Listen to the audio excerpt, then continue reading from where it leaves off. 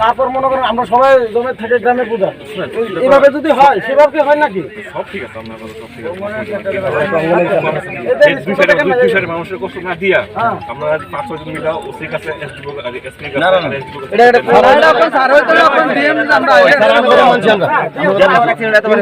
আপনি যেভাবে কইছেন এভাবে কিন্তু সরকার তো হইতো না আমরা জানি কেউ জানি আমরা যদি রাস্তা অবধ করে রাইতে বড় বাবু আইব প্লাস ডিএমও আইব আইসা রাস্তা দেখে আমরা প্রতিশ্রুতি দিব আমরা আজকে আমি কাজ করে দেবো আমরা রাস্তা অবধ তুলে কিচ্ছু করবো না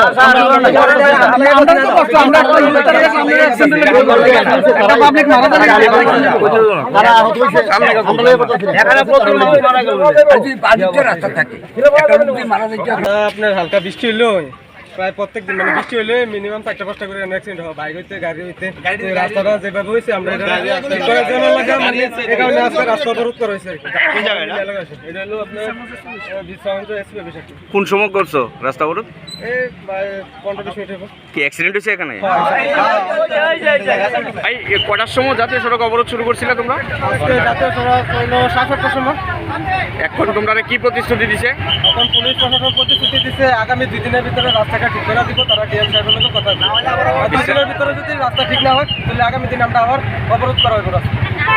2 দিনের ভিতরে ঠিক করে দেওয়া হইব। কোন থানা? বিশ্বাস এরপরে তোমরা তুলিয়া দিছো না অবরোধ?